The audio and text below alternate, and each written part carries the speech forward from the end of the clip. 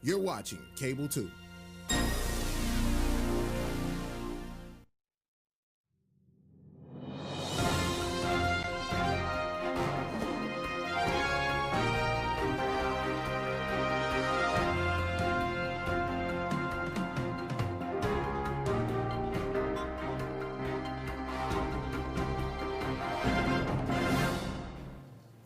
Good evening and welcome to the August 9th, 2022 Winston-Salem Forsyth County Board of Education meeting.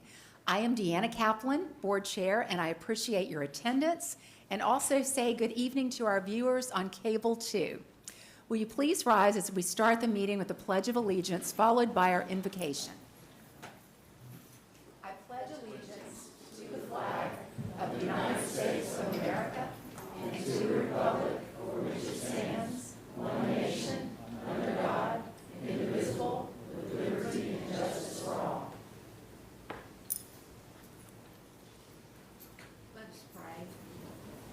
Tonight, as we start a new year, we pray for our teachers, our staff, and our students. Help our school board and guide us in doing our very best and allow us to do our best for our students, staff, and teachers. Help us to be kind. We have different opinions on different things, but let us work together and let us work things out together in a kindly way. Amen. Thank you. Our first order of business tonight is the agenda review. Do I have a motion to approve the agenda as written? Second? Discussion? All in favor? Motion passes. Our next order of business is our student performances. So we have the Freedom School student performers from Kimberly Park, and I would like to recognize Rashonda Meekins, who is the Freedom School Program Manager at Kimberly Park. So thank you all.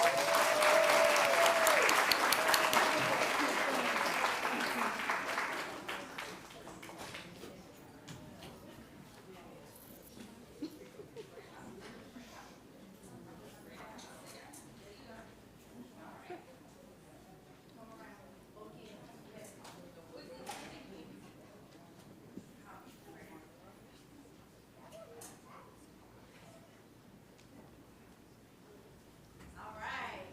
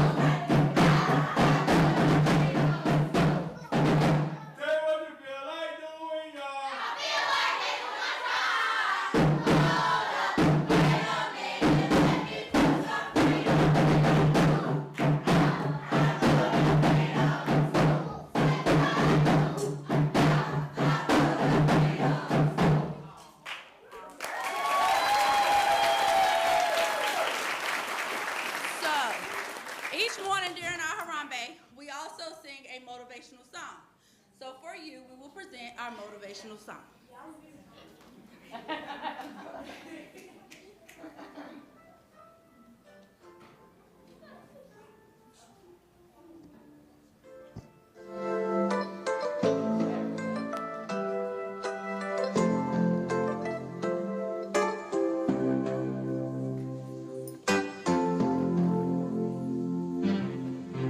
The higher you build your barriers, the taller I become. The farther you take my rights away, the faster I will run. You can deny me, you can decide to turn your face away. No matter, 'cause there's something inside so strong. I know that I can make it. Though you're doing me wrong, so wrong. You thought that my pride was gone. Oh no. Something inside so strong. Oh, something inside so strong.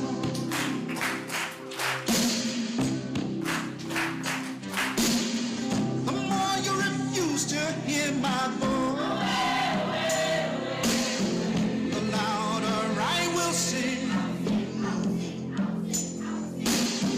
You hide behind walls of Jericho. Our lies will come tumbling.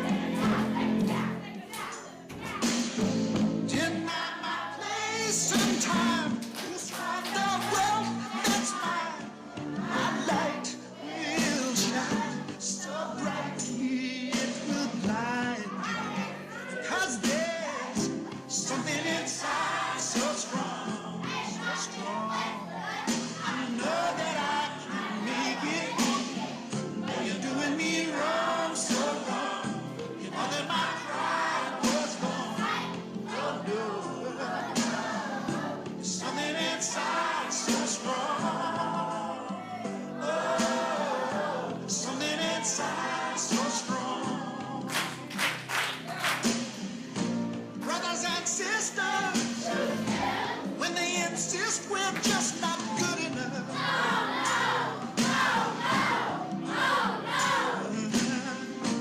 But we know better. Just look 'em in the eyes and say, gonna do it anyway. Gonna do it anyway. Something inside so strong. And I know that I can make it. Though you're doing me wrong, so wrong. Oh, that my pride was wrong. Oh no. There's something inside so strong. Oh, something inside so strong.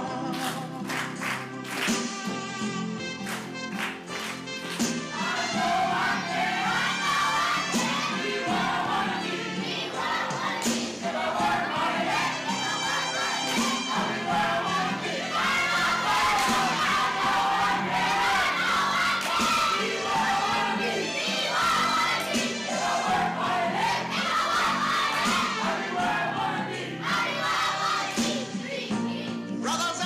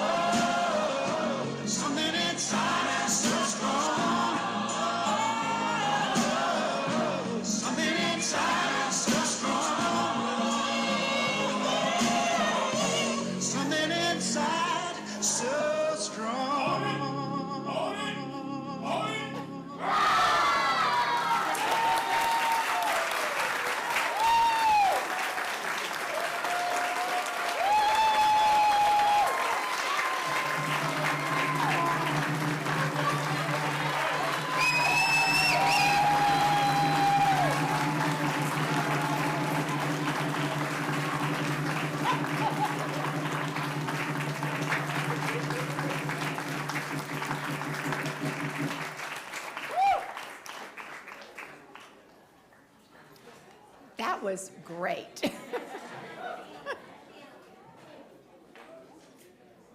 I was wondering, oh, sorry, that was very informal, I'm sorry about that. Before we move on, really quickly, because I don't know if I would like them, everyone knows about Harambe, which is a big part of Freedom Schools, but would someone just share really quickly, like, what happens every morning? Because the feeling the kids have during Harambe is really what we want every day in school to feel like for our kids. Yes. And so, would one of you just share? Yay! Yay! And the principal, Diamond Cotton's here as well. Thank you, Diamond. Thank you. All right, good evening, everyone. You know, it's not on. I'm loud enough. Yes. My name is Theresa Cole. I am a pre-K assistant facilitator at Kimberly Park. But I have the pleasure of being an SLI for Freedom School. And this is my 3rd year. And the entire Freedom School movement is about empowering our youth to get those basic needs, literacy, self-esteem, confidence. Each morning we start off by bringing them in and setting that atmosphere for them. So our Harambe consists of, so every morning we have something called Harambe, which is Key Cycling for Let's Come Together. So each morning we bring our scholars together in the gym. We do cheers and chants. We invite the community, everybody, to come in and read aloud to our scholars each morning. I did want to announce that we did have other Freedom Schools here with Kimberly Park Freedom School today. So there are a total of 9 Freedom School sites here in Winston-Salem. In different parts of the city. So you might see Forest Park Freedom Schools, Florida Freedom Schools, you might see Old Town. So there are different Freedom Schools within Winston-Salem. It is a fantastic program. This is my 6th year with CDF Freedom Schools program at Kimberly Park, and yeah.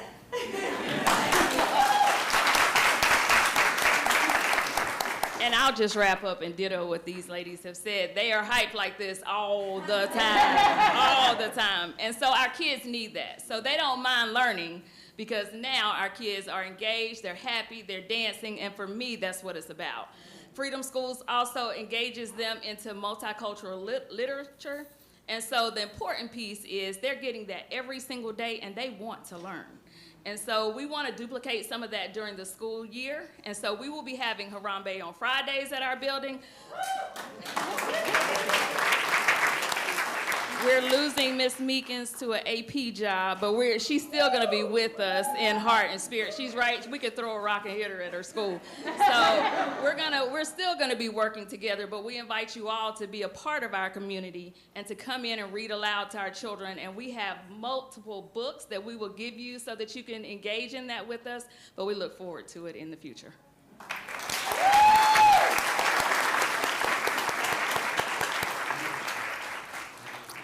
Gosh, thank you so much. Well, next we have Alexander Knott Buddy from the Reynolds Summer Theater production Elf. Alexander is a student at R.J. Reynolds. Hi.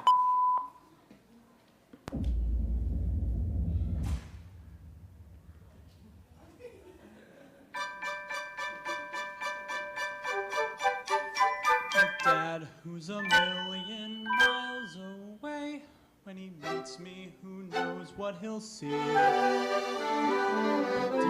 I know I shouldn't be afraid, 'cause he's bound to be a lot like me, and we'll make angels in the snow till the snow begins to blow. Then we'll run inside and start a tickle fight. And if it's too cold to sled, we'll eat gingerbread instead, and then cuddle till he tucks me in at night. And we'll have our pictures taken with the Christmas cards we're making, him and me in suits of matching plaid. And when people see us walking, they'll be ghoul-eyed gawking at Buddy and the world's greatest dad.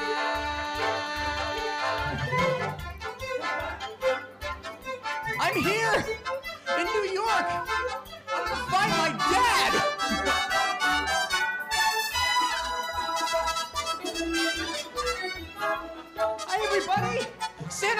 nope, not Santa, sorry.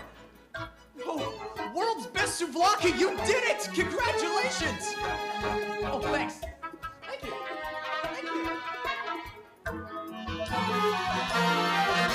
We'll share a whole fruit cake, slice by slice, and sure not a single crumb drops.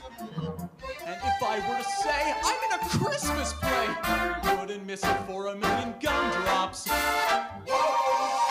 I fall and scrape my knee, you'll kiss that knee for me and make that boo-boo better in a jiff. And if I should get a cold or just allergies from mold, he'll disinfect me with his own handkerchief. And if everything's through ruble, I'll know that there's a room full of hugs and jokes to make it seem less bad.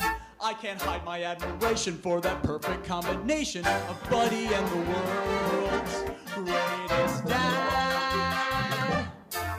So I'm gonna try my best to be everything you'd expect of me.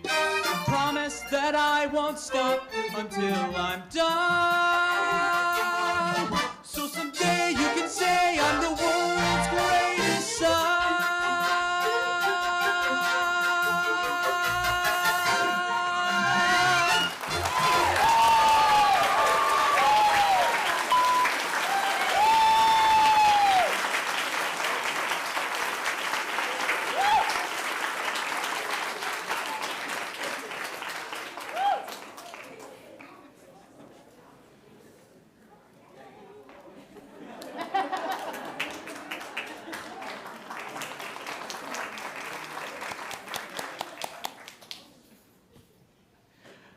How about another hand for Alex over there? Wow. Sorry, I wasn't expecting to speak. I'll be very quick. My name's Andrew Kraft. I'm the Director of Arts Education and Summer Enrichment Programs, and we're so proud and excited every year of our Summer Enrichment Theater Program, which gives this wonderful opportunity to students who love music theater, and they come to our camp. We've been having it for over 60 years here in Winston-Salem for Forsyth County Schools. We love just the opportunity to get the kids together to sing and dance. We have students who make the set. We have students who play in the pit orchestra, which we could not have tonight. Students who play all the instruments and everything. And it's just such a wonderful opportunity, and we're very grateful we get to have that, and we're able to give that to our students. So thank you so much. And that was Alex, who played Buddy the Elf in our summer enrichment production of Elf. Thank you.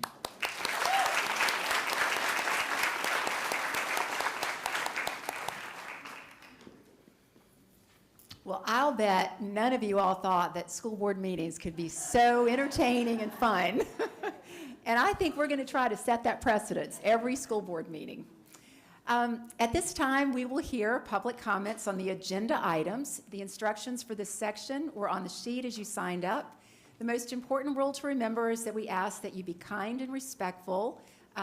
No cheers or jeers during, before or after a speaker. And know that we cannot talk about sensitive and private student or personnel information in this public setting. You have 3 minutes to speak, and if you have more to share, always know you can email us directly. First, we have Jenny Easter.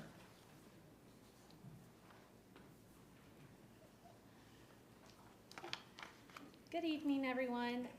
I came tonight to speak on the Panorama Survey, and I wanted to explain that the way most teachers see it. I'm sure parents and students have their own opinion, but the issues that we see for school and student climate, we know are already addressed on FCAE surveys for free. And looking at the data that's going to be presented tonight, it looks like only 2,000 families participated. So if you're trying to find a way to gauge or expend efforts to families who are less involved, I think that something other than a survey should be explored. Also, when it comes to student SEL, we don't need a survey for it. Or if we do, I think it should be student created within our own classroom.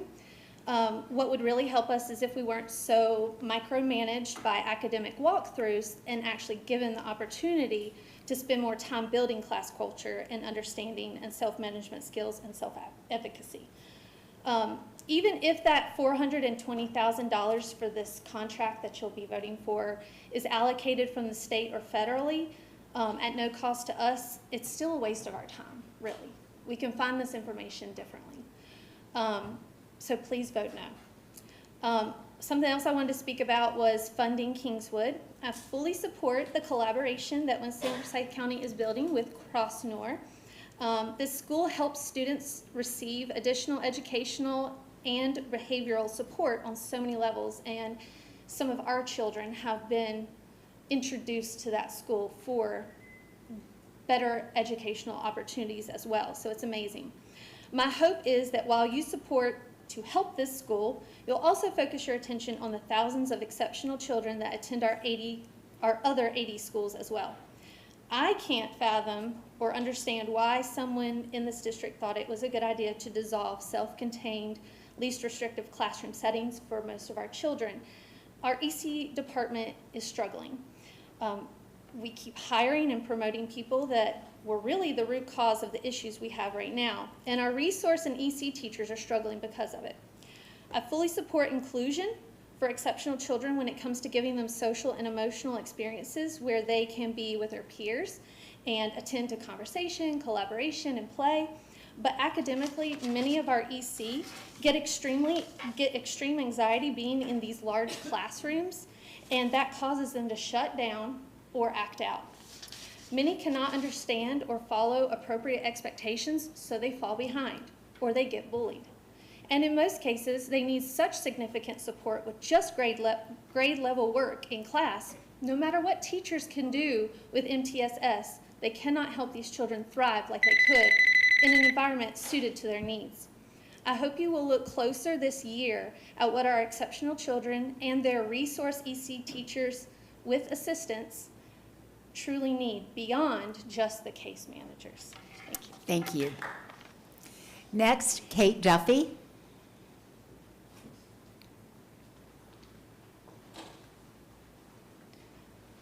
Good evening. I'm gonna piggyback off of some of what Jenny said. I am an EC or special education teacher, and I'm here to speak for my students and to advocate for them because that is my job. And one of the things that I wanted to speak on was the funding for Kingswood. Not because I don't think that Kingswood deserves resources, but because I don't think that the resources in our school system are being adequately distributed for our EC programs and for our EC students. I'm in a school where we have 2 resource teachers, and that's all. We've got no assistants, we've got no self-contained classes, we've got no MAPS classes. We don't have the resources that we need to help our students. And throughout the years that we've tried to advocate for our students, we've been given things and taken right away. So, it's kind of tying our hands as far as what we can do. And here we have, we have to write an IEP for a student based on their needs. And yet then we have to figure, well, how will we serve this student? How will we provide these resources that we're putting in there? And it's not there. It's not at our school. It's at other schools. And so our resources are just not being distributed the way that they need to be so that we can serve our students appropriately. So I hope that, whether you choose to vote yes or no on the funding for Kingswood, you think about where our funding is going so that we can support all of our EC students and not just students that go to certain schools. Thank you. Thank you. Next, Katie Sonnen Lee. Oh, okay. Well, that ends public comment. Our next order of business is the superintendent's update. Thank you. So let's see, I'm waiting the slides. So we have just a quick update here about some things coming up before back to school. And so the first slide is really about a training this week that all of our leaders, central office building leaders, I think some members of the Board of Education actually are local law enforcement, and all of the folks like from the county, the city, it's actually a community-wide initiative with I Love You Guys training.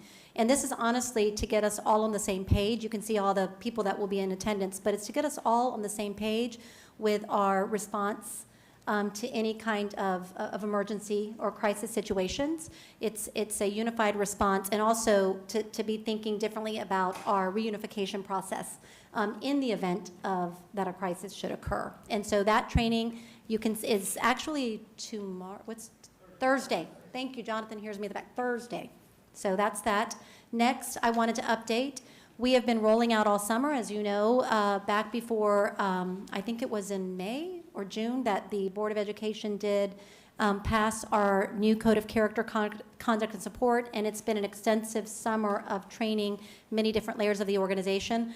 The most important part of this is that each school has a team that is coming together to plan what does back to school look like. And so a lot of this is just information about what we should expect in back to school. And you know, we want this year to feel different. We want there to be clear common expectations, lots of positive reinforcements, lots of a more restorative approach to any kind of discipline issues versus punitive. Like, it is a complete culture shift.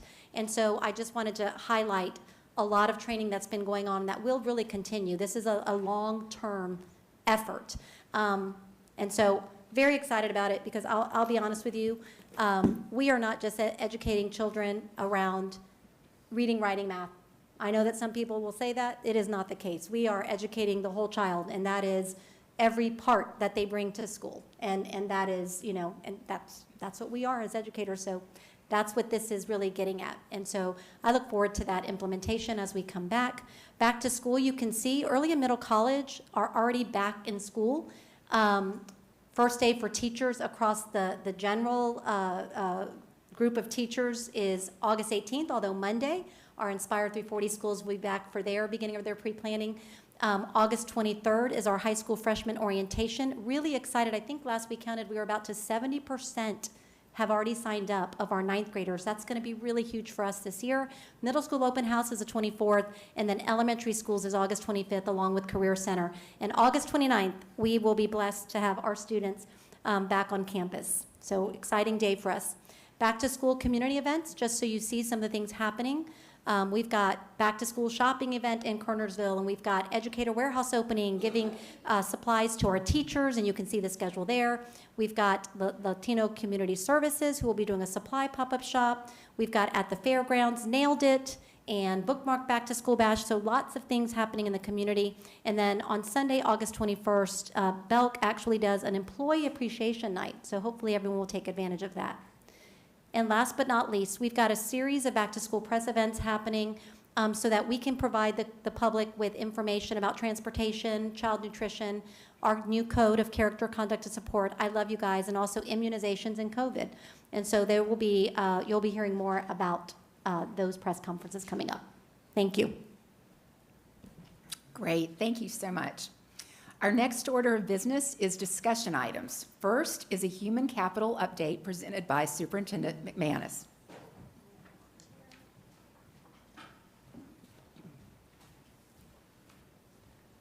I'm actually going to come over here and ask that our Chief Human Resource Officer, Dr. Leslie Alexander, and our new Chief Financial Officer, our CFO, Tommy Kranz. This is your first board meeting with us, Tommy, so welcome. And the board, I'm not sure if all of you know about Tommy, not sure if you've met him in person yet, but they're going to be here to support some of the information that we're bringing forward. So as the board has questions, or if at the end I get through it and then we want to ask questions, I will bring Tommy and Leslie up to support this. So the purpose of this update is there are several reasons for it. And first and foremost, is to really talk about the state of where we are as a system with staffing needs, vacancy update, and where we are. I know that you all are hearing about countrywide, across the country, vacancies and issues within school districts, and making sure we have high-quality teachers with every one of our students. And so we're going to provide that update to you, talk a little bit about some of our recruitment strategy, our staffing, how we're going to work with teachers through additional compensation, and then also like the future of compensation efforts and how we want to be the district that is number one across all areas of compensation for our employees. So with that said, this is just kind of that whole cycle when we think of our talent. All of these parts are important. Tonight specifically, we'll be talking about talent acquisition, onboarding and engagement, development, and workforce planning, which is about compensation. So to start, there are 4 actual initiatives that are that you all have heard about at different times, but that are really important to this overall picture of human capital. And one is our Equity-Centered Principal Pipeline Initiative, which you all have heard about. That's making sure we have strong principals in all of our schools. We have the Teacher and School Leader Incentive Initiative, which is really one is the first one's a grant that we received for, I think, over $4 million. The second one is another large grant that we received, a federal grant. That one is to provide training and incentives, monetary incentives for teachers and leaders that move into some of our schools that have been underperforming, really to get our best folks in schools to advance outcomes for students. Opportunity culture, that is something, I'm not sure you've heard about it in here, but this is providing career ladder opportunities for teachers who can stay right in their schools, actually teach part of the day with students. We have MCL roles and we have expanded impact, and those are teachers that actually take on more students as expanded impact, or MCLs where they're coaching their colleagues but also still with students. So it's providing a career ladder, but you don't have to leave the classroom or your school to be part of that. And then Profound Gentlemen, this is an organization we've been working with to really be able to retain our male teachers of color within our system, and they are working currently with 10 of our amazing teachers who we've been able to retain this year, and we're going to be continuing having that happen within our system. So recruitment and staffing. So this is a snapshot of where we are right now. And so if you look at this breakdown, we've broken it down into classroom teachers, certified non-classroom. If you look at that, those are people like certified non-classroom might be media coordinators, instructional coaches, MTSS teachers, IFs. These are folks that are in schools every day supporting teachers and students, but they are not in classroom teacher column. So they're in certified non-classroom. And then we've got our classified. All of this sheet are on-site, like these are site-based positions. So if you can break it down, you can look at elementary, middle, high, non-traditional, and then you can see a total there. So if you look at the total, and again, we have about 80 schools. And so right now, you see about 180 vacancies of classroom teachers. 44, the way we've broken it down by Title I is we've added 44 additional positions to get to that 180, where schools are like buying down class size, but those cause more vacancies. So there are things like that can create more vacancies, but schools are able to do that. But we broke it down because we've added 73 additional positions with those Title I funds just this summer. And so our goal is to fill our regular allotments first, and then work to fill if we need to buy down any class sizes. So with that adjusted total, it would be 136. The in-process line are people, and this was as of yesterday. I bet if I asked Dr. Alexander, there'd be more people here today, but yesterday alone, we were processing 39 more teachers, 5 certified non-classroom, 35 classroom. So this kind of gives you a nutshell of where we are as a district. So this breaks it down by level if you want to see. The good news is that kindergarten right now, in all of our schools, we've got 3 vacancies in kindergarten. 6 in first grade, 3 in second, and you can see that where the vacancies sit. And then you can see encore teachers, non-classroom, and teacher assistants. We do have many vacancies in teacher assistants. I don't know if you all realize this. We have about 900 teacher assistant positions in our district, and that is a lot. And so that is a lot, and they're at kindergarten, first, EC, all of those teacher assistants. And when you look at the vacancies, we've got a lot there. But other good news is, out of those numbers, we have about 300 that actually have degrees that could actually teach. So if they wanted to teach, and we'll talk about that in a minute, they could actually move into those teachers' roles, but that would create more vacancies in teacher assistant positions. Here's our middle and high school breakdown. So you can see it by core, on-core, EC, and our TAs as well, and then non-classroom. So you can see we again, in our core areas of math, science, and honestly foreign languages and some of our other CTE classes, those continue to be challenging areas to fill. And that is a trend that we're seeing across the country and honestly in other districts in North Carolina. And that's probably why you've seen some districts moving to major sign-on bonuses, and I wanted to make sure that I publicly state to our Board of Education why we have not done that for a sign-on bonus. And that is because you know, we have retained some high-quality, talented teachers. And so to pay, we understand the rationale for, oh my gosh, we've got to attract someone, but what about the people that have been here that are now making $10,000 less than they've actually been in the system?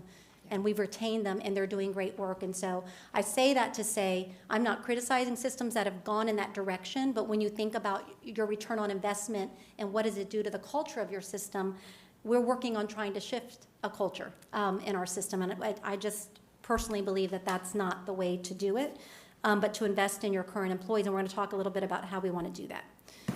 Bus drivers and kitchen assistants. Now, there are other like operational vacancies, but I wanted to bring in like two kind of big groups that we've talked about in the past. Bus drivers, we've got 341 bus driver positions, and honestly, right now, 43 are vacant. That's a celebration. I mean, I don't want any vacant, but if you recall last year, we started the year with, I think, about 80 or 70, might have been 70. And so 43 are vacant, 21 are in process. So we had 44 new applications as of 8/7. We could actually start the year with no bus driver vacancies. Let's hope that happens, because our goal is to get all of our students to school on time. And, you know, it's beyond just the vacancies. It's our routing that we're working on many other things. Kitchen assistants has been a lot of vacancies as well there. And so we have 435 positions. 103 of those are currently vacant. 27 of those are in process of being hired. So we keep working on that, and I'll show you a few ways that we're doing that. Here are some of the recruitment strategies that have happened this summer. Career fairs, webinars, social media. You can see all of these different events happening all over the county. And so we're really excited about them. We've had a complete social media presence on Facebook, Twitter, Instagram, and LinkedIn. We've done commercials with WFMY.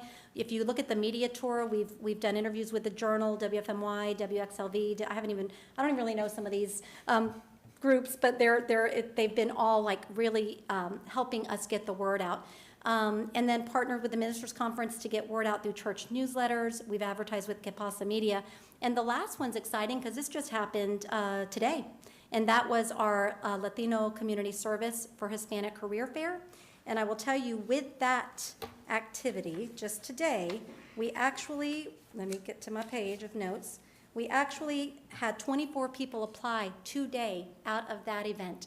And of those 25, 7 applied for teacher jobs, 6 applied for TA jobs, about 8 applied for kitchen assistants, about 3 applied for custodian and maintenance. And so 24 applications out of a one-day event, I think, is a great success. So thank you to Leslie and her team for that. Staffing strategies. So now what? So if we're going to start the school year with any kind of vacancies, we've been meeting with principals to really talk about strategy. And how do we actually make sure, remember our goal is to have a high-quality certified teacher in front of every one of our students, and that is all day. So as you look at, last year, and I'm just going to preface this and make it very clear that we do not want a replay of last year where teachers are filling in all day, not getting a planning period. One of our expectations is planning period every day and a duty-free lunch. That is a basic need. And when I think about Maslow's hierarchy, if your basic needs aren't met, how are you going to meet the needs of, 20, 25 children in your classroom? And so you need to have that lunchtime and you need to have planning time. So these ideas would not create where people have to miss those things. And they're also optional. None of these things are going to be mandatory. They're optional. So basically, the maximize use of current staff. So last year we did this, but if a teacher, and this is more high school, this scenario, but I'm going to give one that can be used at the other levels.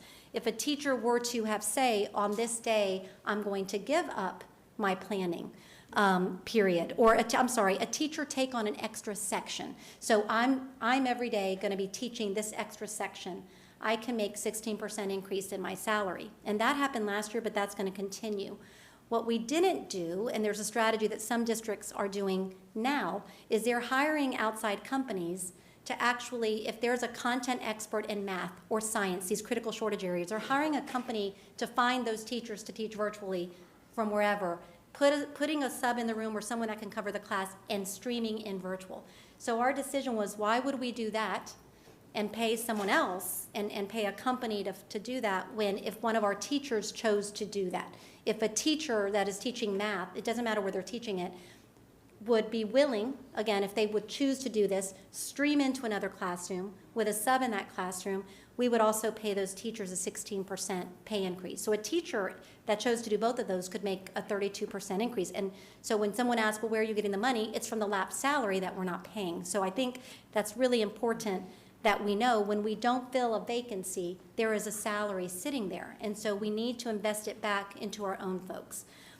Using fully licensed retired teachers to provide quality instruction. We've been reaching out to our retirees, offering them if they even want to do a kind of a dual, I know I don't think I'm supposed to say job share, but it really kind of is like both of them working, and they might split the time or whatever and coming back. And so we've been doing an outreach to some of our retired teachers that honestly are great teachers, and the principals have been saying if we could get some of them back and some of them back sooner, it would be helpful. We've been working to hire international teachers. We've had teachers that have been in our system that have been here 3 years that were eligible that would have had to go, back if we did not continue to sponsor them to be here. And so honestly, we have 22 EPI teachers we've hired. We have 14 that are being sponsored on HB1 visas, and actually 11 that we are working to expedite the visa process for them. So we are taking advantage of that. A lot of our schools have international teachers, and they're doing good work for our system. And then the whole idea about the use of TAs. We have 314 TAs that have bachelor or master's degrees. So we're basically reaching out to them as well, reaching out to principals and saying if any of them want to go into a teaching position, they might not have the education background, but they can get the permit to teach, followed by an emergency license. And by that time, our district actually, through that TISL grant that you saw, we are actually going to be giving our own licensure in the future. So we actually could provide that licensure, honestly, at really no cost to the employee. And so these are some of the ways that we want to kind of give back these lapsed salaries to our own folks. So why are we wanting to do this? Our goal, every student, certified, not just certified, quality, quality certified teacher. Certification is important. Current teachers having the opportunity to maximize their impact and their compensation. I didn't give the example at the elementary. My elementary teachers are not going to be happy about that. On maximizing the use of current staff, one more thing. At elementary, in the past, if you took on more children in your classroom, you were really not compensated for that. It's just something that we've always done, and people have always just done it. But if there are 5 positions in a grade level, and you can't fill this one, and these teachers are willing to take those on, we will actually compensate these teachers for taking on that extra load. Because again, that salary there's a sub in the room that's maybe assigned the teacher of record, but this is kind of the expanded impact role is if I take on these children, so I'm teaching they're getting great reading instruction, great math instruction, and I'm getting compensated because they should be with that other teacher that there's a vacancy really, and there's a sub in that room. Does that make sense? Mm-hmm. So that's another way that we're going to start putting money back into our own teachers. Onboarding. We've had a lot of onboarding this year with new employees. We had 11 principals participating in a 2-day onboarding training. You can see through all those dates, I'm not going to read you this slide, but all of the different onboarding. Tomorrow we kick off our new teacher onboarding or orientation and onboarding.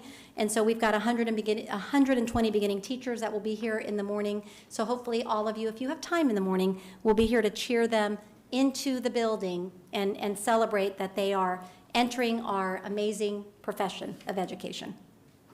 Development. Had lots of training all summer. And so here, this just shows some examples of some of the training. We've had about 120 professional learning events this summer with about 3,640 participants at those trainings. Again, these are kind of the ones that were attended the most, had the biggest audiences, but it's been ongoing training for our staff this summer. Workforce planning and compensation. So here is our compensation strategy. Basically, we want to make sure that we are able to attract and retain a diverse, high qualified, and highly effective workforce. That is a goal in our strategic plan. In order to do that, it's 2 parts of that. A strong culture that makes people want to stay here, and then you've got compensation. We need to make sure that all of our employees, no matter where they are in the system, that they are making a livable they can make a living, and also that they are just that they're compensated at a when you think about the market rate, that they are being compensated in comparable ways to surrounding districts or surrounding organizations. And so we did that 2 years ago. We started with certain roles, and I'm going to review that in just a second. We want to, basically the process is this: analyzing compensation rates of surrounding districts, adopting a plan to actually address salaries in order to attract and retain staff, and then communicate plans to stakeholders to address compensation concerns.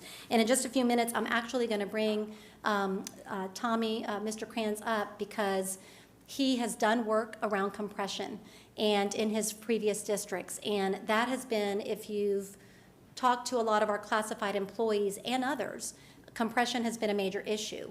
And it's going to continue to be an issue as we've raised the minimum wage, as we've raised that salary to $15 an hour. And so we'll talk about that in just a second. But I'm going to bring him up because we've got a plan in place that will be a 3-year plan. So this is something that shows just salary comparisons to other districts and the state in general. The reason we picked these 6 districts to actually compare to, 3 are larger and 3 are smaller. And so our county fits kind of right in the middle of that. And so if you look like at Wake, and these are just the rankings across the state. If you look, and it's teacher rankings, assistant principals, and principals, and that's what this slide is about. And so basically our teachers were 10th, they are now 8th. With our supplement last year, we bumped it up to 8th in the state. Our assistant principals, when you look at it, are ranked 3rd in the state, and our principals are ranked 2nd. And so that kind of gives you, when we think about like where we are at the market rate and where we are compared to other districts, that's important. I also gave some of the key senior team. We looked at these 6 districts as well, and we've attempted to make some improvements to those salaries, but even with some of the improvements we've recommended, our roles are behind, and these are the average numbers. So like, and I won't pull out mine, but like a deputy superintendent in our district compared to another, even all of these, even the smaller and the larger, there's still about a $21,000 difference from those county averages compared to ours. But we're trying to fix that, because when we've got a vacancy and we got to get a great CFO, there are probably about 8 CFO positions I know right now across our state that are vacant, and people are having a difficult time filling them. And so I'm really glad that we stole Tommy from Virginia, and that he's here. And so we're going to be doing this across the board. And so if you look at our market rate analysis in 2021, I'm only showing this now because as a very quick highlight, as we go throughout the year, we'll be bringing these back again. We'll be starting up the compensation committee again, which I think Board Member Jones and Board Member Motzing were on. We're going to start all that back up and get back to business with this. But we tried 2 years ago in 2021 to address bus drivers, custodians, kitchen assistants, TAs, and OT and PTs. And next was really going to be clerical staff, skilled trade work. Like, we have all of those positions. At this point now, the minimum, and back then, the minimum hourly rate was raised to $13 an hour. When we did that, we did not address compression at that time.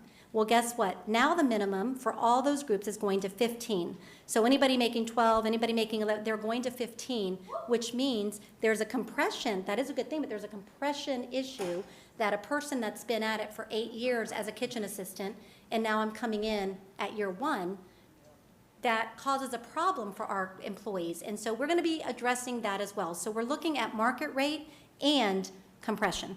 And so I'm going to let Tommy come up, because I will not do justice to this process, and I want you to have a chance to hear from Tommy Kranz, our new CFO, about how we're going to start looking at salary compression.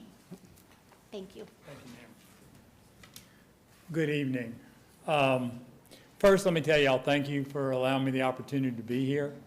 I want to say to everybody in the school system, in my little bit less than 4 weeks, it's been very welcoming, and it's been a joy to come to work and deal with the team here. So I hope that from my side and the financial services side, we'll give you this promise. Our goal is to give everybody that interacts with that group first-class customer service, and that's the mission, and that's going to be the standard that we're going to set. That's not where we're at today, but we're going to get better each and every day, and we're going to hit that mark. So when you look at the compression, which every district has, and I'm going to use in Montgomery County what we did we focused on our teachers. We wanted to increase our teachers' pay. And so the first group we did was we looked at beginning because we were behind. In the area that we were in, we were ranked 8th out of 8. Well, that makes no sense. We're one of the largest districts, but it had gotten away from everybody. And so what we did is, with a normal pay raise that first year, we said the average will be, let's just use 5%. But we want to change these steps at our starting pay. And so we did. What happens without a good plan, though, is the top with the beginning pay was very happy. But guess what? To keep the average at 5% for the group and not throw the whole district out of whack, you ended up, the people below it were dinged. Well, then in year 2, our most experienced teachers, not that they were the most vocal, but we were going to lose them. And that's the worst group to lose. So we then addressed that group. But what happened? The beginning lost a little bit, not a whole lot. And then the middle band got the ding that year. So in year 3, the middle gets adjusted, and now you've got a compressed schedule. What I believe is the right way to do this. This year, we need to identify all the groups that need to be compressed. We need to compute, if we were to adjust it using just some basic analysis, what's the total cost that we're looking at? So everybody knows within the general public, within the district employees, and for the board, if we want to get it right, and that's the ultimate goal, what is it going to cost us? Then you take each of the group and prioritize it. You're not going to be able to afford all of them. It would be great if you could, because I don't like saying no, but unfortunately that's the main thing of this job. So you want to compute it, you want to prioritize it, and then start taking those highest priorities and start breaking it down. What can we really do? And the biggest thing about bringing the salary committee back on is getting all stakeholders' input. It's not Tommy's plan. It's not former plans. It's taking with everybody's input, what's the goals and objectives of this district, and tailoring a plan that fits, Winston-Salem, Forsyth County schools, not necessarily entire, everybody else.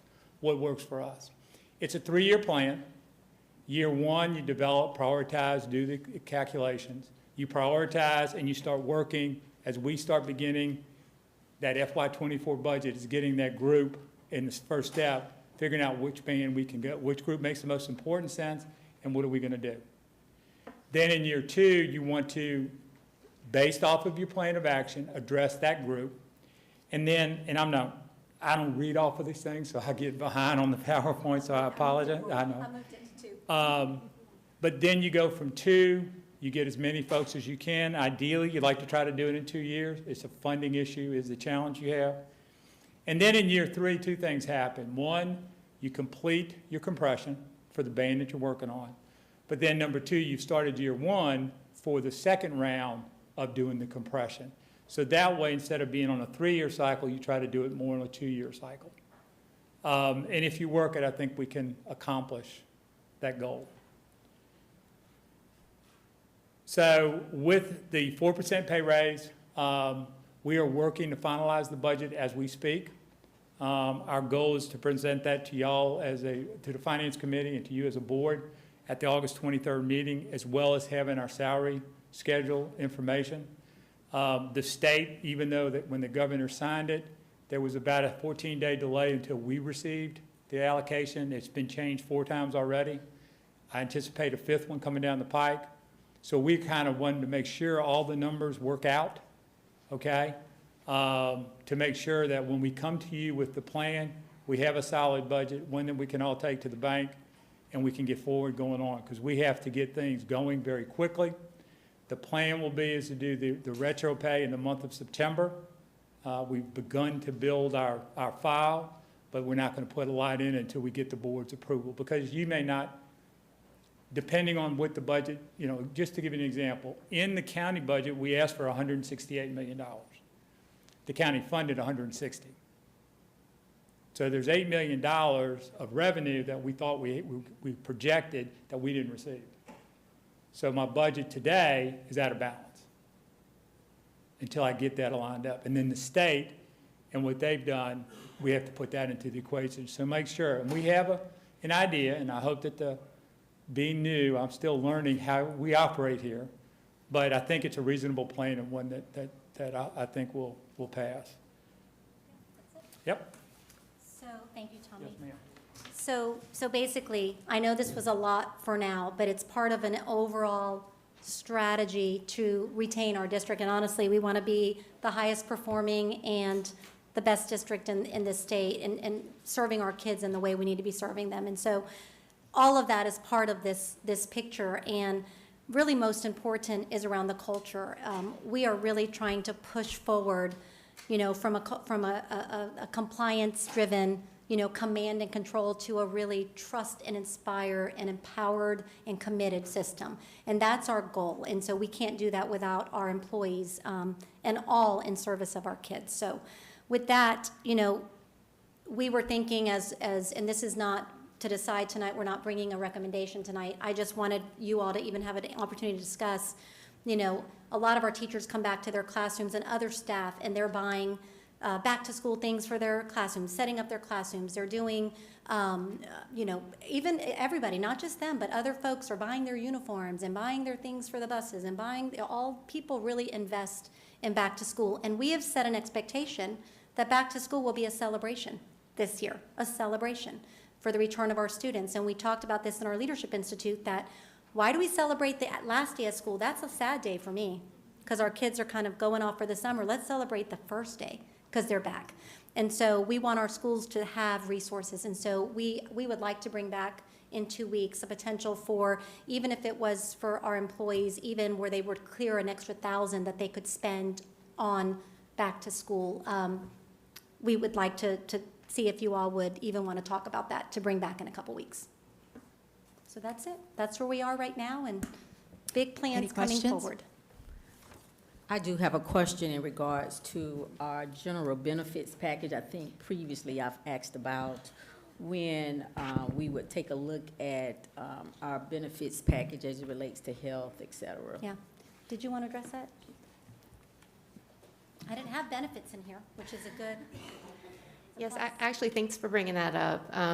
You know, Mr. Krantz just got here, and so we're kind of letting him get settled in, but we actually have on our calendar that we're going to meet to discuss that, to talk about whether we need to do an RFP or where we are with that. So it is on our agenda. Any other?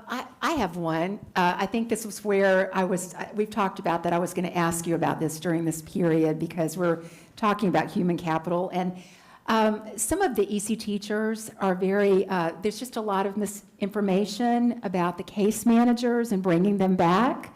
And I have assured them that these services will happen. And I just wanted to know if you could just set it straight.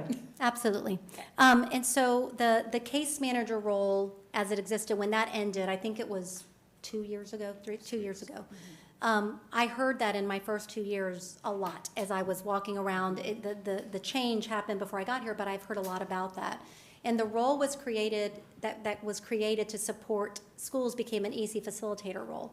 And that role, I think, was, although they were assigned to schools, they were, you know, from what at that point, they were not, like, they were in schools, but they also had other locations. Anyway, there's been an entire redesign of that job description of EC facilitator, and those people truly either have one school in some cases, depending on the EC, the number of our students that are being served, to 2, max 3 if there's a small number. And those folks will be living in the schools, and their whole job is to support our EC teachers, and that can be through many things. That can be through paperwork, it can be through scheduling IEP meetings as they come up, the things that really take away from, it can be coaching, by the way, as well. And not to change my tone really quickly, but it can be pushing into the classroom and coaching a teacher hands-on. It can be whatever that need is. And so at the end of the day, those roles are really to serve. And Tammy, that, you know, they've been meeting as a team with the directors and the facilitators, and we've got the supports in place to really impact EC services in our schools and to really help our teachers. It's just a matter of how are we utilizing those supports in the very best way. Our gauge will be if teachers this year feel that support or not. That will be our gauge of success. And so it's a shift in the role. The principals are basically, they're basically being supported by EC because there's an expertise around EC, but they're actually reporting to the schools, and that is a difference this year as well. So I think there'll see a change. They're not being called case managers again, but they will, and again, teachers are the best people to provide the goals for the IEPs because they're working with the students every day, but what we really want is for teachers to focus on meeting the different needs of the students they serve. And there are so many different needs in our EC classrooms. And so I am encouraged. I really believe that our folks will feel some different supports this year. And that's not the only role. We have created several roles that we've pushed in. If you look last year, we created probably 20 million in ESSER-type positions on school campuses, from behavior assistants to more social workers. I think we hired 35 social workers that are now more in our schools to provide additional mental health supports and other supports for students. So there's going to be more folks out there in the field, not just the EC facilitator. Thank you. Any other questions? Yes, I have a few, Okay. actually. So Okay. get ready. The first is, what does in process mean? It means they are actually being processed, right? You want to tell what that means? I'm assuming they're getting all the paperwork done. Yeah, so we're on a couple different systems. We don't have a centralized system. So we have ATS for our applicant tracking system, and then when they come in, they have to have a background check. They have to do all of the, pre-work. So from the time that a principal sends in a recommendation via either ATS or a paper copy, once we bring that candidate in, but before they attend orientation, that's what we call in process. Okay, so an offer's been extended and accepted, they're just going through the process? Yes. Okay. Yes. Thank you. While I have you up here, Dr. Alexander, are the kitchen assistants, are they our employees or are they Chartwell's employees? There are employees, but so we manage that with Chartwell's. So today, for example, at the fair, the Hispanic, the Latino fair, Amanda, who is one of the leaders for Chartwell's, comes in and helps to do the interviews. So we actually are partnering around making sure that those people are onboarded and trained. Okay.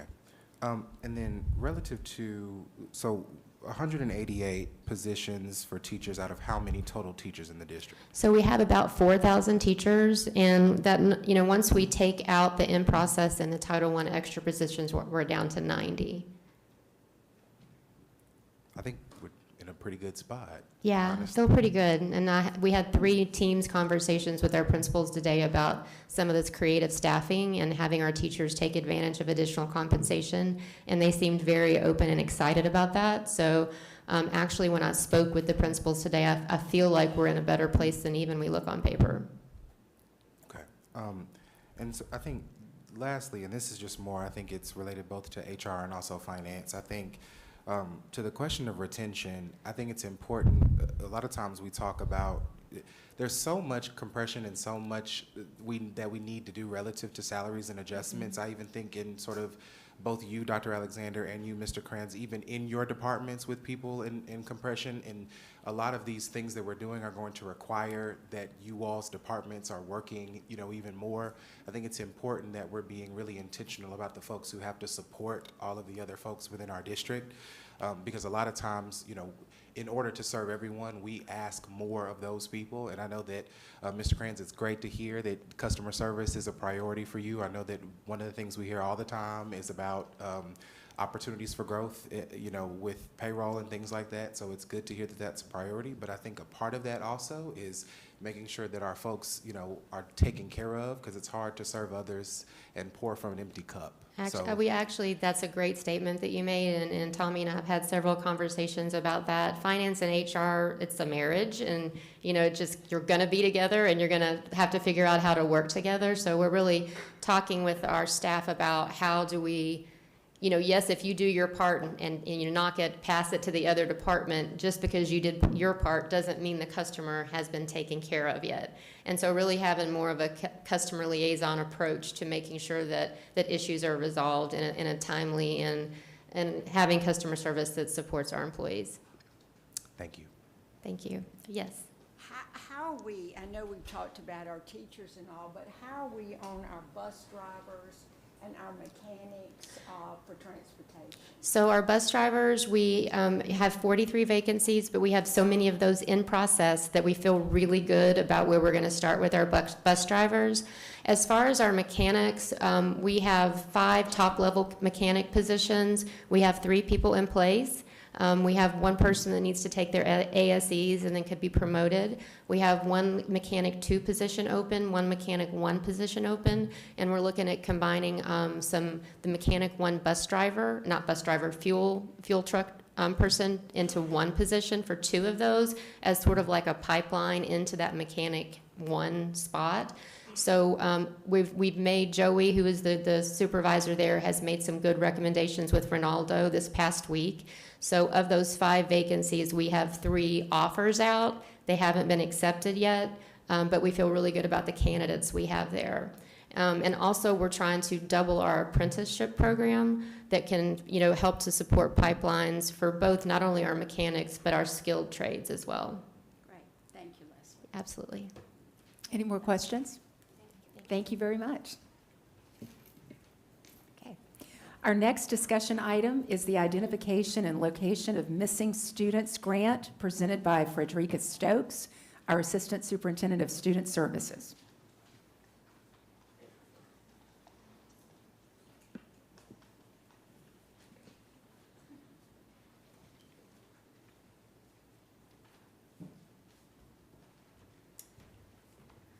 Good evening, Board Chair and Board members and Superintendent McManus.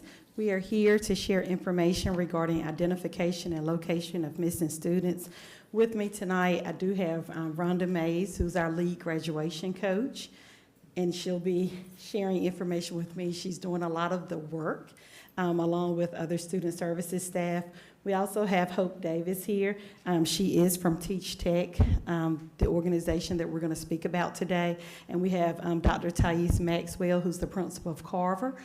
She's had the opportunity to sit in and speak with Ms. Hope Davis regarding the program. And so we wanted her here because her school would be one of the schools that we would definitely target with helping us identify and locate missing students.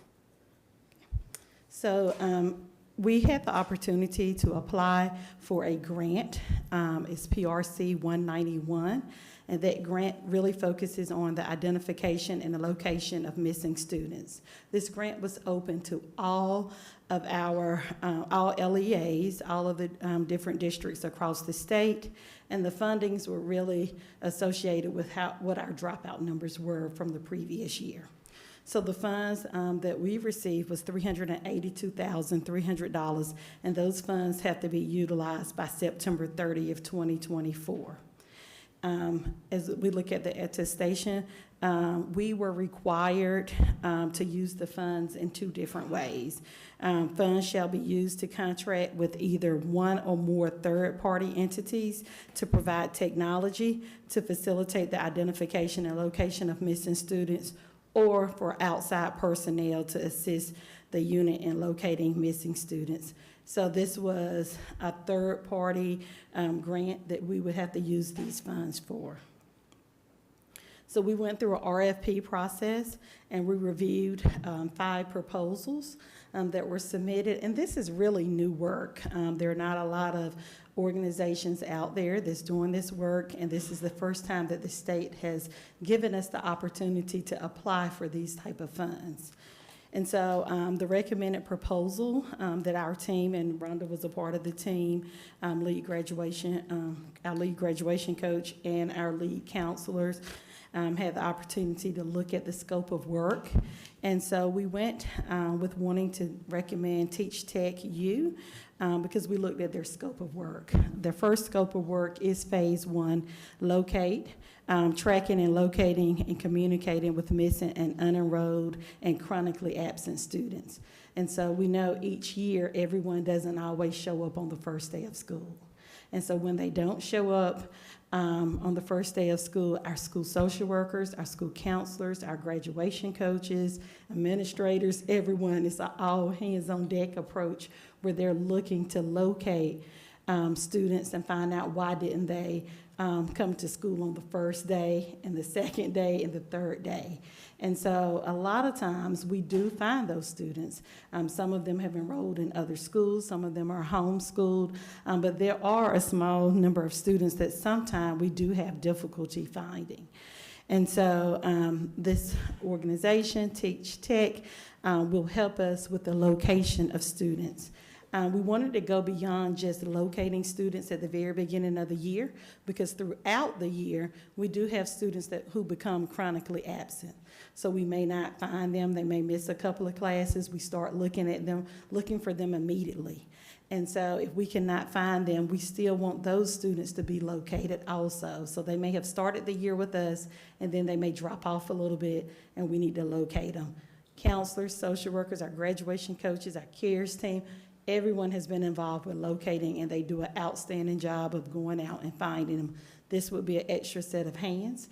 They're able to do canvassing. They're able to work outside of our normal, regular hours that we typically work and typically locate families. They can look for families on Saturdays and Sundays and in the evenings when most of the time our staff are working. And then the second phase is really to engage and activate. They're establishing communications with students and parents. They're assigning relationship managers and counselors for problem solving and hosting community events. So they'll be embedded within our community. They'll be helping us connect with different community resources to make sure that parents and students have the supports that are needed. And then phase 3 really is retain, looking at an approach by assigning either graduation coaches when we're looking at our students at the high school level, and we have those. We have one in almost all of our schools, but this will be an extra graduation coach that will come in and help us support some of the students who may have became chronically absent, who may have dropped out, and we were able to bring them back. And so that'll be an extra graduation coach that will be able to work. And then we also have our students who are in kindergarten, first, second, some of them who are absent. We're still wanting to connect with those families. We're still wanting to support and find out why the student isn't coming. And so they assign success coaches if we're looking at students at the elementary and middle school level to help support. The support coaches and the graduation coaches, those are individuals that have been in the education arena for a number of years. They're certified teachers, counselors, and administrators and social workers who have done this work. And so those are the 3 phases that we really work from in their scope of work. As we move to why do we need Teach Tech U, we really need them. Last year, the 2021-22 school year, we had 531 students in grades 1st through 12 that we either could not be located, or they dropped out of school, and were not accounted for during the first 20 days of school. So we had the first 20 days to locate any student who's left our school and did not show up the first 10 days. And if they don't show up by day 20, they are withdrawn as a dropout that we have to report to the state. So there's sometimes students move away. Sometimes their addresses, our social workers' home visits. We look through Google searches, Facebook posts, everything to try to locate the students, but sometimes we just cannot find some of our students. I want us to keep in mind 531 is a large number. However, that number started off much larger. It started off over 1,000. And so they really did a lot of work throughout the summer and throughout the first 20 days of school to get the numbers down and to locate students. This company will be helping us. It will be an extra set of hands to help support us locating students within the first 20 days of school. And then approximately 36% of our students that were enrolled from the very beginning of the school year to the very end of the school year were chronically absent. So that was over 15,000 students who were chronically absent. When we look at those numbers, those are students, like I said, from the very beginning of the year to the end of the year that missed more than 18 days or more of school, more of 10% of the school year who were chronically absent. So as we see them start to miss school, our hope is that our partners will help us locate them and get them back on track. And then additional support, this additional support will allow our students, student support staff to spend a little bit more time providing that social, emotional, and mental health support to students. That one graduation coach having another graduation coach or success coach come along beside them will help lighten their loads. So that is the reason, we really want to focus in on locating the students. This was an excellent opportunity that the state has provided. I hope they provide this every other year since they've given this amount for 2 years, but I'm really hoping because it helps LEAs really be able to focus in on the location of students. There were a large number of students across the state that could not be located. And then the dropout numbers across the state, looking at those numbers, I think that the PRC 191 funds are used to address the dropout rate at the state level. So our recommendation is to approve the contract so that we can work in partnership. This will be a partnership. This will be monthly meetings. This will be administrators that we're looking at with those particular schools, meeting with Ms. Davis' team to make sure that we're following up on our students. Are there any questions? Anything else you would like to add, Rhonda? Good evening.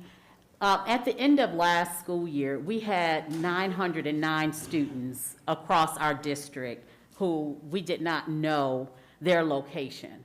So this summer, the social workers, graduation coaches, as well as the CARES team have spent time trying to locate the students. And we even had extra people working this summer in order to try to help with that process. Have we found all 909? No, we have not. Have we found a number of them? Yes, we have. But we want to be able to find all of our students because any time missed out of school means that that student is being deprived of the opportunity to reach their full educational potential. And also, it means that they potentially will not graduate from high school. Any questions? Okay, thank you very much. Thank you. Next is the Scribble School Choice Software Pilot presented by Dr. Karen Roseborough, Chief of Choice in Magnet Schools.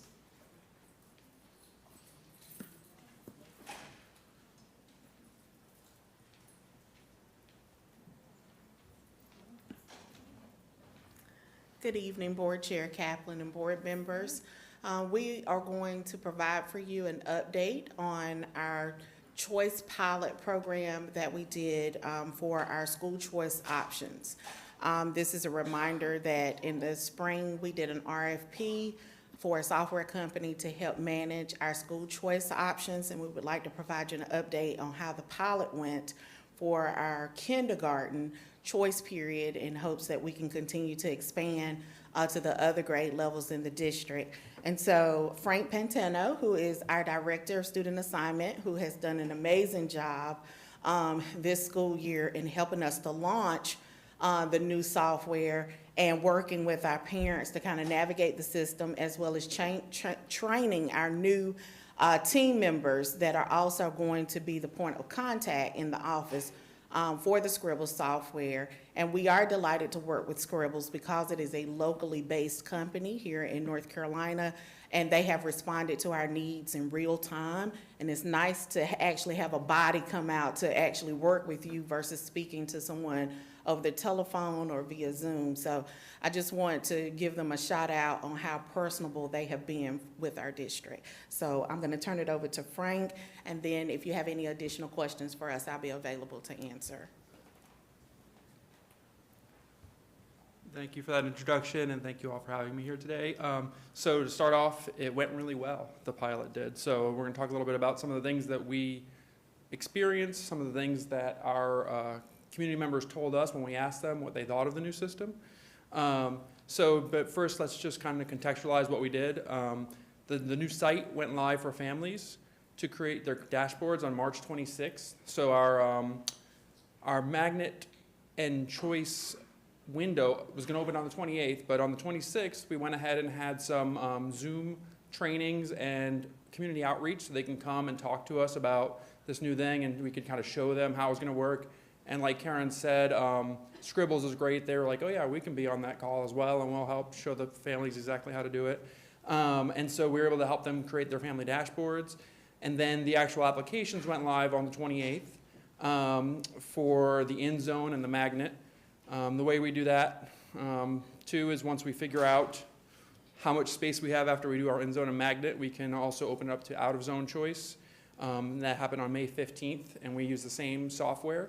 And it was really seamless because a lot of families that had already used it for their end zone and magnet choices were able to go in, they still had their family dashboard, and they were able to do an out of zone choice application as well.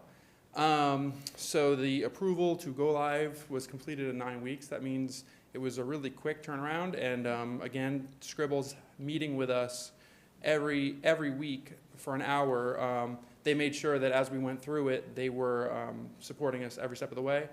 And then even after we went live, during the lottery period, when we were actually checking to see, you know, okay, the school run low on space, let's run these lotteries. And we talk about lotteries. I will speak to that really quickly. So when in the past, we've done lotteries for magnet.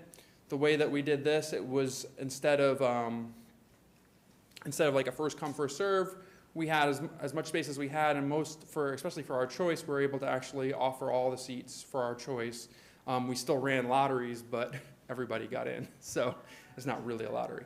But we did have some lotteries that happened for the magnet, and you know, people got in randomly, and then we had our wait lists. So the details of how many numbers we had as far as applications that we processed. So again, remember, this is just a pilot for just one grade level for kindergarten, and we had 1,519 applications processed, which we were excited about, that we had that kind of usage. We had our end zone choice of 957. We had magnet applications, 447, and then once those were all resolved, we had another 115 out of zone choice. And like we talked, there is one thing in the lottery, there is some preferences, but that's based only on, so employee preference means if someone works at a school, they can bring their kid with them to that school. So if they applied, we went ahead and bumped them to the top so they could bring their kid to school, save on transportation, and also sibling preference. If they have an older sibling already at the school and they applied, we went ahead and let them into the school. So one of the things that was nice about the way this was developed is that parents were able to submit to multiple schools with the same application.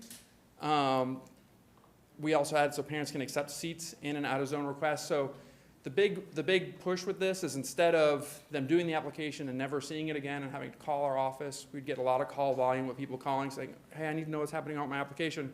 Now they have a family dashboard and a portal where they can go in and they can see exactly where they are on the wait list. They can see exactly what's happening in real time and see those changes. Also, we try to make it more user-friendly. So before, again, we do the application and it was done. There was no way for them to change anything.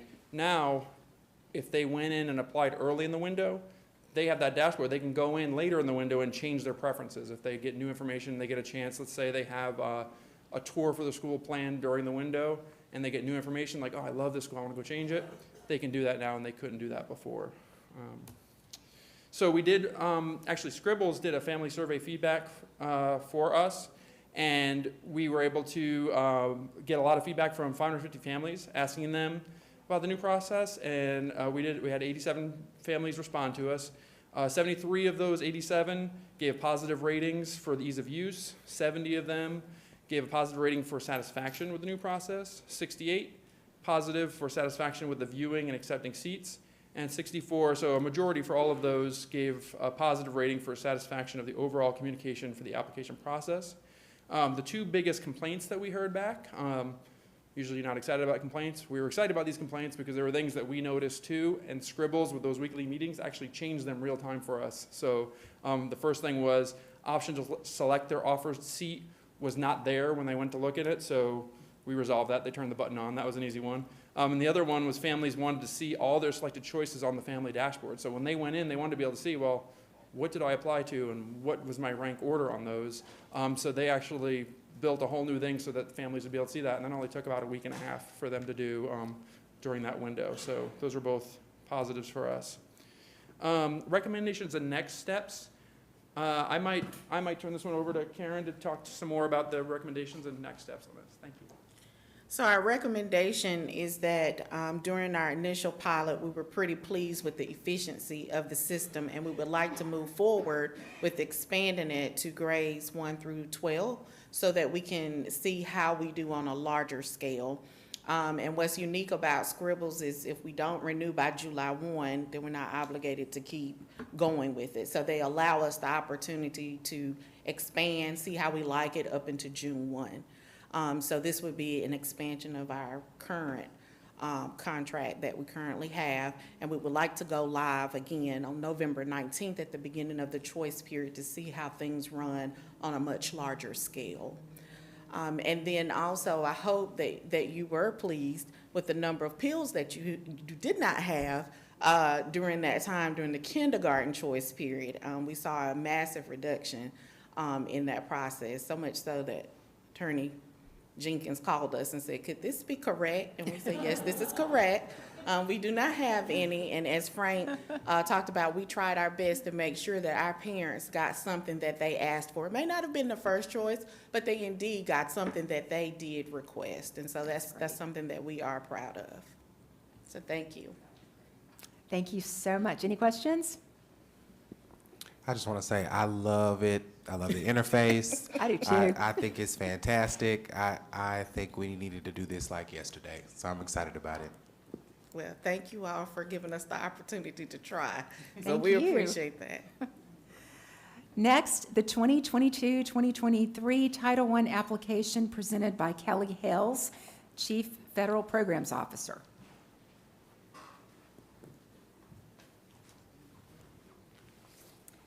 Good evening, board members.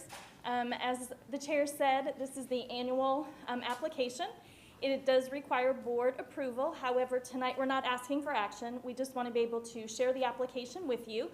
We're a little different than the schedule because of the due date of DPI.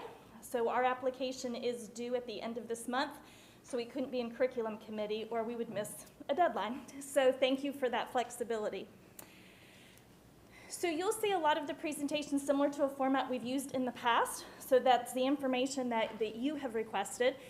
So with our allocation from DPI, there are some requirements, and then there are also some optional activities to reserve at the top before allocating to the schools. So a couple of those optional set-asides or reservations is district administration, also activities to support our CSI, TSI schools, and also our pre-kindergarten program. We do set aside funds for those areas to support our identified schools, and then also with early learning. What you'll see here is updated for the current year. DPI provided us our planning allocation in June. It was slightly higher than last year.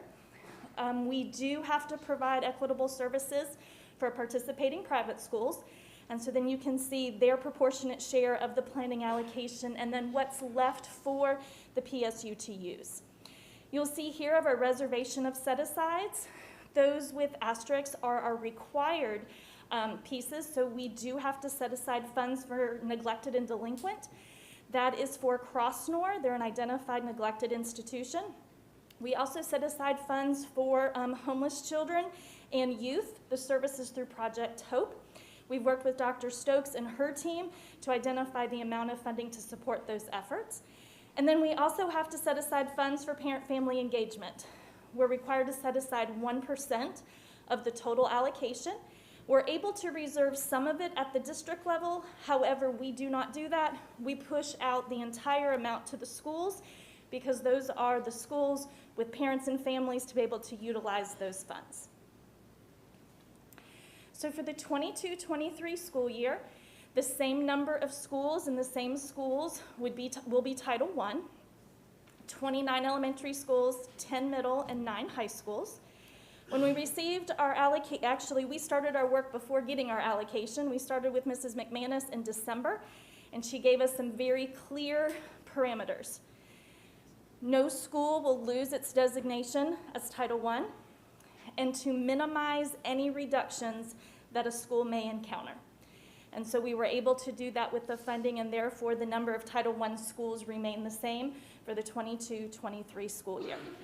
We continue to operate school-wide programs in all of our schools that allows the schools to utilize their supplemental resources to assist students who may be having a hard time meeting state standards, state assessments, but also use the funds to enhance the entire educational program at the school. So of the $23 million we have available after reserving for private schools, $7 million is reserved with those reservations you saw. So of our new money, as we call it, the 22-23 funding, $15 million going to the schools. To meet the piece that Mrs. McManus said in terms of reduce the reductions that any school may be having, we then included almost $2.5 million of carryover unspent funds from the 21-22 school year. So our Title I school allocations are based on allocating $18.3 million to the schools. You heard in the capital, or in the human capital presentation, Title I funded positions. Those positions are all supplemental. So the efforts of the district to fill the positions that are provided is the absolute right way to do that. We have to fill the positions that the district allocates through non-federal funds, and then to allow the schools to use their supplemental funding for additional teachers, additional academic coaches, additional TAs. It is all supplemental. And so many of the schools do use their funding for those supports. So with that, are there any questions? No, thank you so much. Next, Tommy Kranz, our Chief Financial Officer, will do a presentation on the additional funding needed for Kingswood.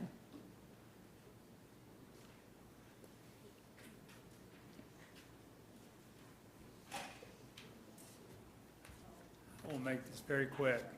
So previously, as a board, y'all approved the use of $237,000 from fund balance to begin the work on the Kingswood project. It's come to my attention that, and as I explained in the write-up, due to, the estimate was, since it was being used for educational purposes, that the impact on the building code would be minimal. That is not the case. On a K-12 perspective, we have to provide a second means of egress out of that building. Right now, there's only one means of egress out of a classroom. So the best way to do it is to go with a window system that allows egress out of the window. It is an 8 to 10 week lead time. In order to keep this project moving, I need a funding source, and because of the uncertainty with the budget, and unfortunately I would normally not do this, but I think the best use is to go forward with fund balance, increase that by $215,000, which brings us to the $450,000.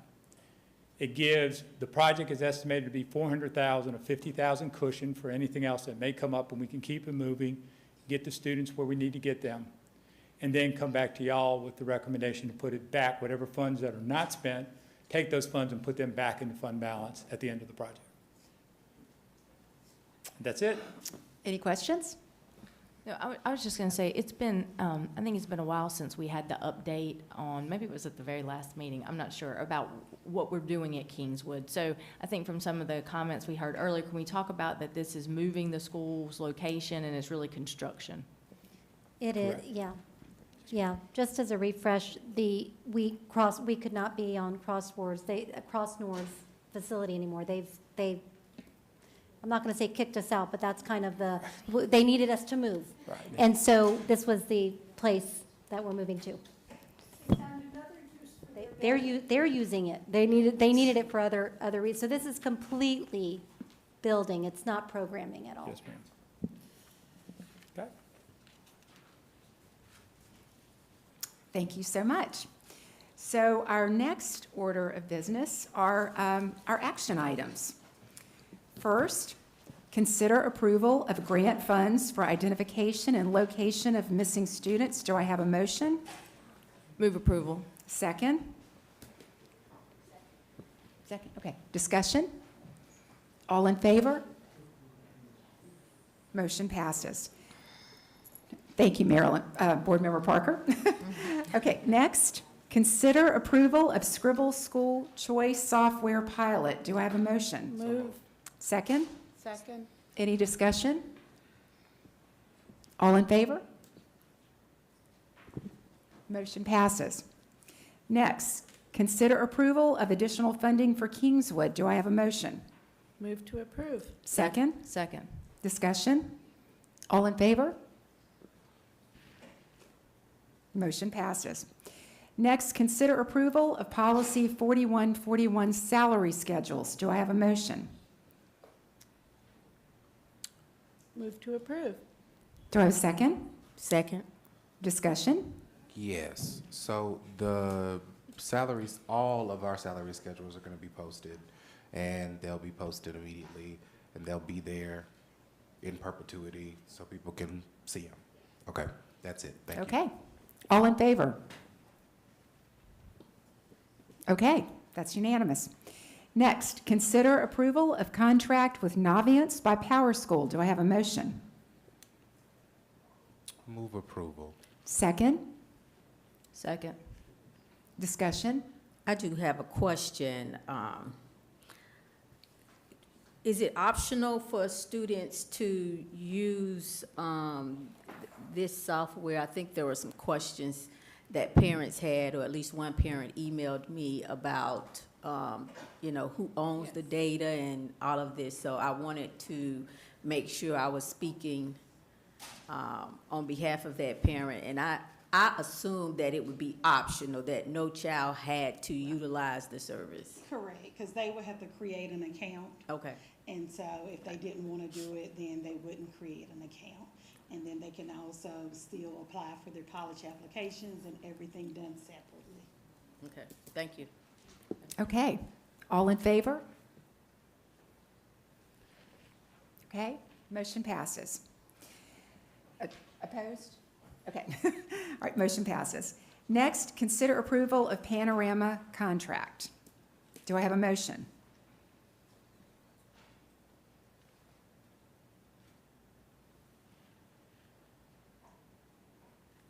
Move approval.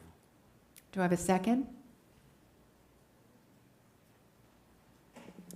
I'll second. Okay, any discussion? Can Go ahead. Can I just tell you, the next 3 years, I think that's incorrect. Wasn't it 1 year? Yeah, This- 1 year, that's this what, item yeah. should say 1 Okay, year. that's This- what I was getting ready to ask. Yeah. It was requested that it be moved from 3 years to 1 year. Yeah. Therefore, it was moved to 1 year. Okay, yeah, because the contract that we see on Assembly says 3 years, and that was one of the issues I know we had in the curriculum committee, I think, regarding that.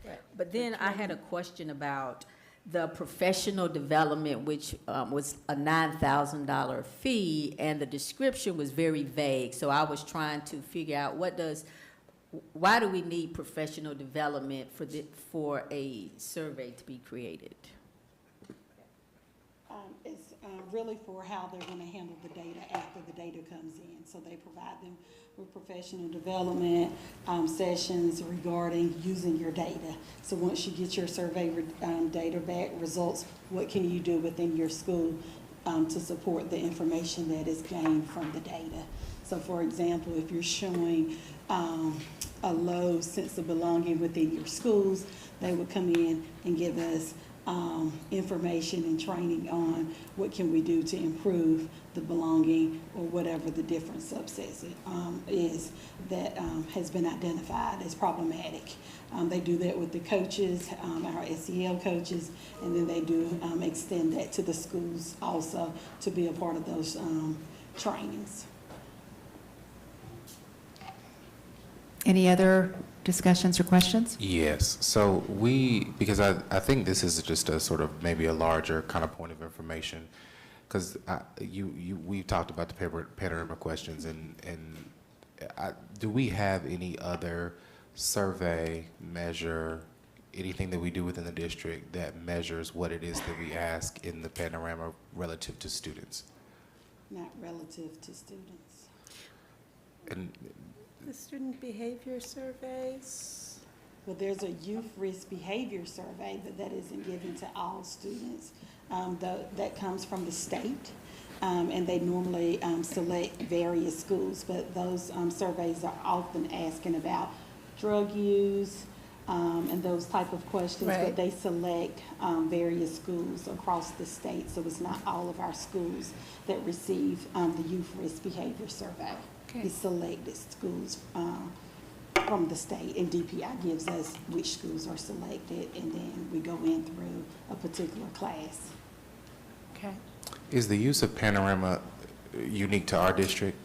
No, So other districts, other larger districts use it? other larger districts use Panorama. I don't have the ones in the state of North Carolina, but other larger districts do use Panorama data. It's used across the country. I can get the list of.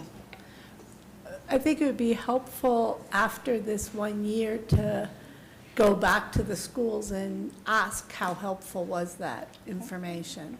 I think really checking with them, was there anything in the information and particularly in the follow-up that turned out to be useful for your school? And we've already started to do that. For one of the feedback that they gave us was to do the survey earlier, and so that's why we pushed it through to come through now so that they can start in November. They wanted to start it earlier. We've been waiting like December or January, and they wanted to have more time, so November will be the first administration, and then we'll be able to do a second administration around March or April so that we can see the difference between first semester and then towards Okay. the end of second semester. So we've started getting feedback from the Thank schools, you. and Thank we've you, Dr. adjusted our Stokes. time frame. I think something else that we need to know too is the two different surveys, working conditions in this are about two different things. And our goal in this one, so we don't have another kind of climate survey for students and parents. Yes, we could do other things to get that. But what we need to do is create the space where they do it in school. And so honestly, we've got Chromebooks. We could have honestly full participation of students if we created the space. And then that data would be valuable because it would be all of our students in the grades that are applicable saying, this is how I am feeling at school. And so I think that we've got work to do in increasing the response rate for sure. And if in one more year we don't do that well and the data's not useful, then I agree. Let's create something else, another way to gather the feedback from our families and kids.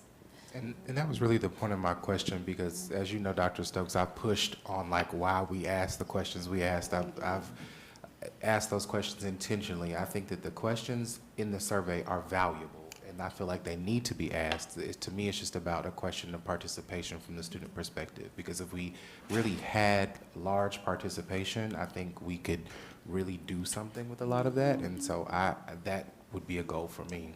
And that is our goal this year, increase participation.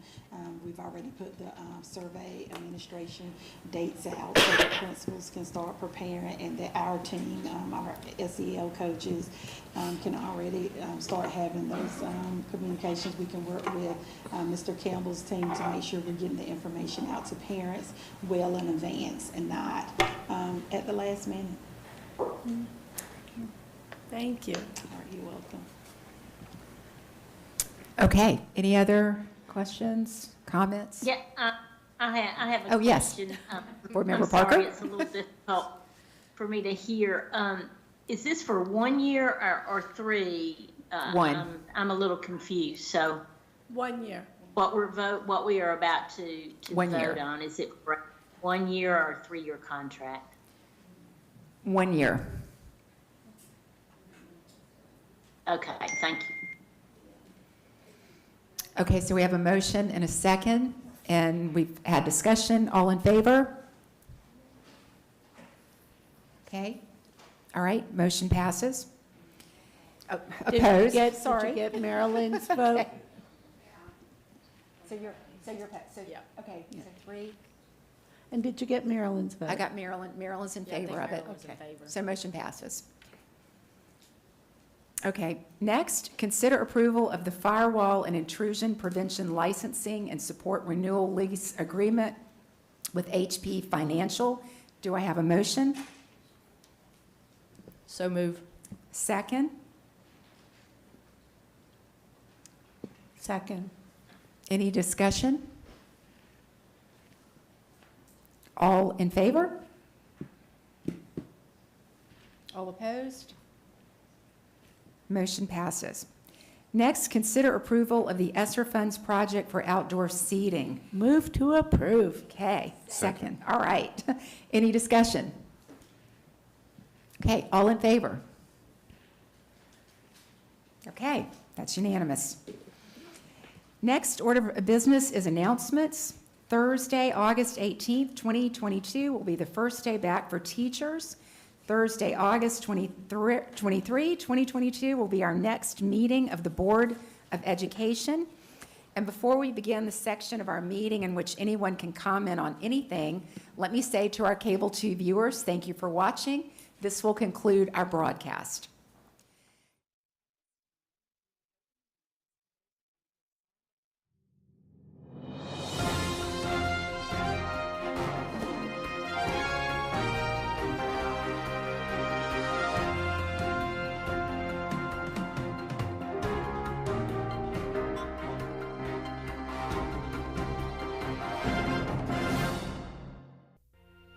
Thank you for joining us on your school channel, Cable 2.